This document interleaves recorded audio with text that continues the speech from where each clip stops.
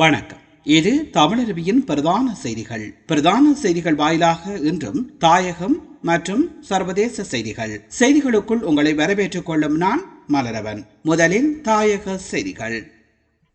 கிளிநொச்சி மாவட்டத்தில் 97.2% நிலப்பரப்பில் இதுவரை கண்ணிவடிகள் அகற்றப்பட்டுள்ளது. 2.7% நிலப்பரப்பில் கண்ணிவடிகள் அகற்ற வேண்டிய தேவை உள்ளது என கிளிநொச்சி மாவட்ட அரசு அதிபர் தெரிவித்துள்ளார். கிளிநொச்சி மாவட்டத்தின் கண்ணிவடி அகற்றல் செயல்பாடுகள் தொடர்பாக ஊடகங்களுக்கு கருத்து தெரிவிக்கும் போதே குறித்த விடயத்தை தெரிவித்தார். பச்சிலைப்பள்ளி பிரதேச செயலாளர் பிரிவின் முகமாலை கிராம அலுவலர் பிரிவிலேயே குறித்த 2.7% பகுதிகள் அகற்றப்படாமல் உள்ளது. இதனால் 37 குடும்பங்களை மீள குடியமர்த்த முடியாத நிலை காணப்படுவதாகவும் கண்ணிவடி அகற்றும் நிறுவனங்களுடன் நடைபெற்ற 2 கலந்துரையாடலை தொடர்ந்து இந்த வருடம் 8 மாதத்தில் கண்ணிவடி அகற்றி பிரதேசங்களை கையளிக்க முடியும் என தெரிவித்திருக்கின்றார்கள். விரைவாக குறித்த 37 குடும்பங்களையும் மீள குடியமர்த்த முடியும் என அவர் தெரிவித்துள்ளமை இங்கே குறிப்பிடத்தக்கது. மலையக மக்கள் பிரதிநிதிகள் எதற்காக மன்னிப்பு கேட்க வேண்டும் என பாராளுமன்ற உறுப்பினர் ஜீவன் தொண்டமான் கேள்வி எழுப்பியுள்ளார். பெருந்தோட்ட அமைச்சு மீதான விவாதத்தின் போது தேசிய மக்கள் சக்தியின் உறுப்பினர் கலைச்செல்வியின் உரை தொடர்பாக பதிலளிக்கும் போது அவர் இவ்வாறு குறிப்பிட்டார். மலையகத்தை இதுவரை பிரதிநிதிப்படுத்திய மக்கள் பிரதிகள் அனைவரும் மலையக மக்களிடம் மன்னிப்பு கேட்க வேண்டும் என கூறினீர்கள். எதற்கு மன்னிப்பு கேட்க வேண்டும்? 1948ஆம் ஆண்டு எங்களுடைய சமூகத்தை நாடற்ற சமூகமாக மாற்றியவர்கள் அதற்கு யாராவது மன்னிப்பு கேட்டார்களா? 1964 தொடக்கம் 1989 வரை மாடு போல எங்களை நாடு கடத்தினார்கள். இன்றைக்கு நாம் இந்திய அரசாங்கத்திற்கு நன்றி கூறுகின்றோம். நாங்கள் எவரும் இந்தியாவிடம் போய் பிச்சை கேட்கவில்லை. இந்திய அரசாங்கம் எங்களை கவனத்தில் எடுக்க வேண்டும். இந்திய அரசாங்கமும் இலங்கை அரசாங்கமும் சேர்ந்து கிட்டத்தட்ட 2,20,000 நபர்களை நாடு கடத்தினார்கள். அதற்கு யார் மன்னிப்பு கேட்க போகிறார்கள்? உங்கள் அனைவரையும் இன்று இந்த ஆசனத்தில் உட்கார வைத்திருப்பது மலையக ஆசிரியர் சமூகங்கள். மலையகத்தில் சிறைவாத கல்வியியல் கல்லூரியை யார் கொண்டு வந்தார்கள்? அதற்கு மன்னிப்பு கேட்க சொல்கிறீர்களா என கேள்வி எழுப்பினார் ஜீவன் தொண்டமான். ஜாழ் மாவட்டத்தில் உள்ள உள்ளூராட்சி சபைகளுக்கான தேர்தலுக்கு தமிழ் மக்கள் கூட்டணியினர் ஜாழ் தேர்தல் அலுவலகத்தில் கட்டுப்பணம் செலுத்தியுள்ளனர். இதில் 16 உள்ளூராட்சி மன்ற தேர்தலில் தமிழ் மக்கள் கூட்டணியின் சார்பாக வேட்பாளர்கள் போட்டியிடுவதுடனும் வல்வெட்டித்துறை நகர சபையின் சுயேட்சையாக களமிறங்கும் வேட்பாளர் ஒருவருக்கும் ஆதரவினை வழங்க உள்ளதாக தமிழ் மக்கள் கூட்டணி உறுப்பினரும் சட்டத்தரணியுமான வேட்பாளர் பி மணிவண்ணன் தெரிவித்துள்ளமை இங்கே குறிப்பிடத்தக்கது.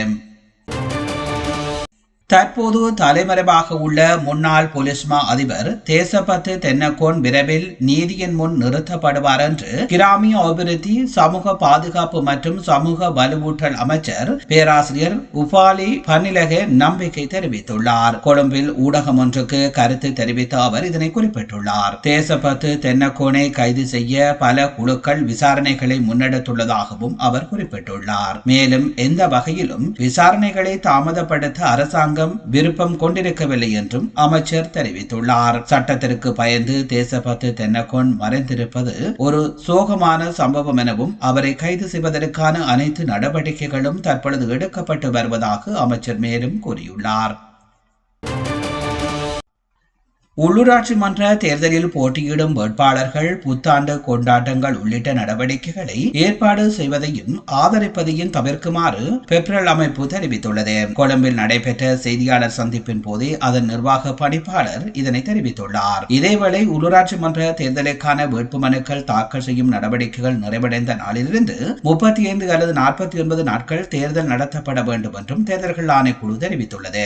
கொழும்பில் நடைபெற்ற ஊடகவியலாளர் சந்திப்பில் கலந்து கொண்டு கருத்துரைக்கும் போதே தேர்தல்கள் ஆணைக்குழுவின் ஆணையாளர் நாயகம் சமன்சிறி ரத்நாயக்க இதனை தெரிவித்துள்ளார். இதன்படி தேர்தலில் போட்டியிடும் வேட்பாளர்கள் அரசியல் கட்சிகள் மற்றும் சுயேட்சை குழுக்கள் பிரச்சார நடவடிக்கைகளை முன்னெடுப்பதற்கு குறைந்தபட்சம் 35 நாட்கள் வழங்கப்படும். இதற்கு அமைய வேட்புமனுக்கள் தாக்கல் செய்யும் நடவடிக்கை நிறைவடைந்த நாளிலிருந்து 35 அல்லது 49 நாளுக்குள் உள்ளூராட்சி மன்ற தேர்தலுக்கான திகதி நிர்ணயிக்கப்பட வேண்டும் என தேர்தல்கள் ஆணைக்குழுவின் ஆணையாளர் நாயகம் சமன்சிறி ரத்நாயக்கா தெரிவித்துள்ளமை இங்கே குறிப்பிடத்தக்கது.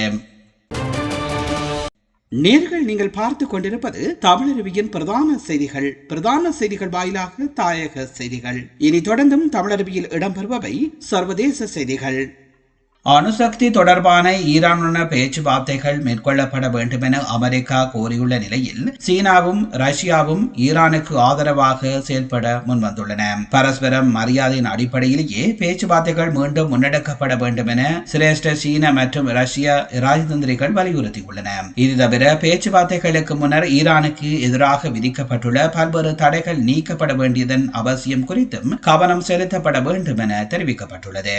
கடந்த 2015 ஆண்டில் அமெரிக்கா, ரஷ்யா, சீனா, பிரித்தானியா, பிரான்ஸ் மற்றும் ஜெர்மனி ஆகிய நாடுகளுக்கு இடையே இடம்பெற்ற பேச்சுவார்த்தை ஒன்றின் போது ஈரானுக்கு எதிரான சர்வதேச தடைகள் நீக்க தீர்மானிக்கப்பட்டது. அதற்கு பதிலாக ஈரான் தனது அணுசக்தி திட்டங்களை கட்டுப்படுத்த ஒப்புதலையும் அளித்திருந்தது.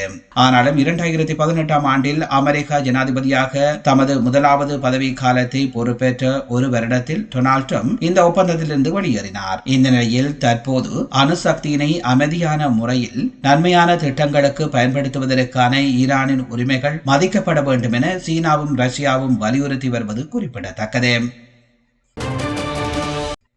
சிரியாவின் மின்சார உற்பத்திக்காக கட்டார் இயற்கை எரிவாயுவை வழங்குவதற்கு தீர்மானித்துள்ளதாக தெரிவிக்கப்படுகிறது. சிரியாவில் நிலவும் மின்சார தட்டுப்பாடுகளை நிவர்த்தி செய்வதற்கு கட்டாரிலிருந்து நாளொன்றுக்கு 2 மில்லியன் கியூபிக் மீட்டர் அளவிலான இயற்கை எரிவாயுவை வழங்குவதற்கான ஒப்பந்தத்தில் கட்டார் கையெழுத்திட்டுள்ளதாக சர்வதேச தகவல்கள் தெரிவிக்கின்றன. கட்டார் நாட்டிலிருந்து ஜோர்தான் நாட்டை கடந்து செல்லும் குழாய் வழியாக சிரியாவின் டெயர் அலி மின் நிலையத்திற்கு வழங்கப்படும் இந்த இயற்கை எரிவாயுவின் மூலம் நாளொன்றுக்கு 400 மெகாவாட் அளவிலான மின்சார உற்பத்தி செய்யப்பட உள்ளது. கடந்த 14 ஆண்டுகளாக சிரியாவின் முன்னாள் ஜனாதிபதி பஷார் அல் அசாத்தின் அரசுக்கு எதிராக அந்த நாட்டில் நடைபெற்ற உள்நாட்டு போரிலும் மேற்கத்திய நாடுகள் விதித்த தடைகளினாலும் சிரியாவின் பொருளாதாரம் மற்றும் மின்சார உற்பத்தி உள்ளிட்ட உட்கட்டமைப்பு வளர்ச்சிகள் அனைத்தும் கடுமையாக பாதிக்கப்பட்டுள்ளமை குறிப்பிடத்தக்கது. நேர்கள் நீங்கள் பார்த்துக் கொண்டிருப்பது தமிழருவியின் பிரதான செய்திகள் வாயிலாக தாயகம் மற்றும் சர்வதேச செய்திகள். தாயகம் மற்றும் சர்வதேச செய்திகள் இத்துடன் நிறைவு பெறுகின்றன.